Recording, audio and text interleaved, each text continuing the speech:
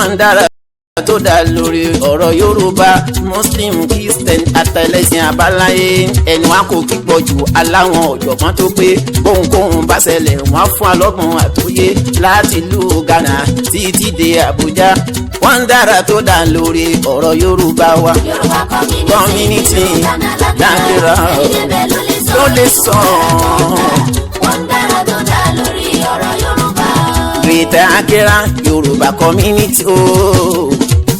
Àwọn àgbààgbà olóyè àwọn olóyè náà ń bẹ láàrin wa olóyè Yẹmí bàbá wa fọ́tò yìí Ọ̀túnba Lókùmánù Bákàrè Honorable Bọ́lá Kọ́ládé bàbá wa Ọlátúndé Ọlábánjẹ́ Ambassador Joseph gbogbo yín lẹ ṣe. Yorùbá community Nàìjíríà láàrọ̀ irú wa tó ń já ni. wọ́n ń dára tó dá lórí ọ̀rọ̀ Yorùbá. mo ń bọ̀ wá lọ́nà jìn ẹ wá nǹkan fìdílé.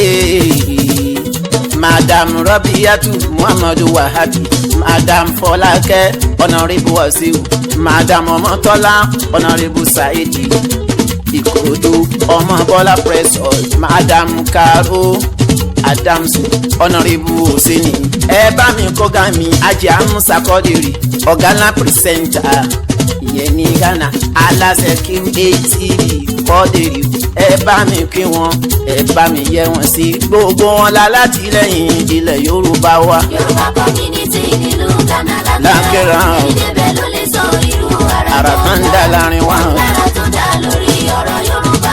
Dọ̀máìrò rọ́fúyìn àrùbáàtún àṣàrà ooo. Dọ̀máìrò rọ́fúyìn àrùbáàtún àṣàrà òwà wùmọ̀wùmọ̀ ìyàwó mọ̀gúnnà àǹtà àǹtùmá àǹtì àǹtùmá àǹtùnà àná wà nàánú. Yorùbá community nílùú Ghana Lákẹ́rà o. ìdẹ́bẹ̀ ló lè sọ irú Ara ọ̀rọ̀ tó kan dá láàrin wọ́n ń wa. dára tó dá lórí ọ̀rọ̀ Yorùbá. Wọ́n ń dára tó dá lórí ọ̀rọ̀ Yorùbá wa. wọ́n ń dára tó dá lórí ọ̀rọ̀ Yorùbá. Bọ́rọ̀ Yorùbá yóò ṣe dára gbogbo rẹ̀ ni wọ́n gbìyànjú. wọ́n ń dára tó dá lórí ọ̀rọ̀ Yorùbá. Lọ́ba níjòyè olówó ọlọ́rọ̀ gbogbo wa mọ̀ ni. wọ́n ń dára tó dá lórí ọ̀rọ̀ Yorùbá. Gbogbo àwọn Yorùbá tó ń bẹ ń bẹ wọ́n ṣe déédéé ni. wọ́n ń dára tó dá lórí ọ̀rọ̀ Yorùbá. Bẹ́ẹ̀ bá gbọ́ pé ìjà kan ṣẹlẹ̀ ní Nàìjíríà kì í ṣe Yorùbá. wọ́n ń dára tó dá lórí ọ̀rọ̀ Yorùbá. Wọ́n kọ́ wa lẹ́kọ̀ọ́ tó dára bá ṣe máa ṣe láàrin ara. wọ́n ń dára tó dá lórí ọ̀rọ̀ Yorùbá. Wọ́n ń dára tó dá lórí ọ̀rọ̀ Yorùbá. wọ́n ń dára tó dá lórí ọ̀rọ̀ Yorùbá.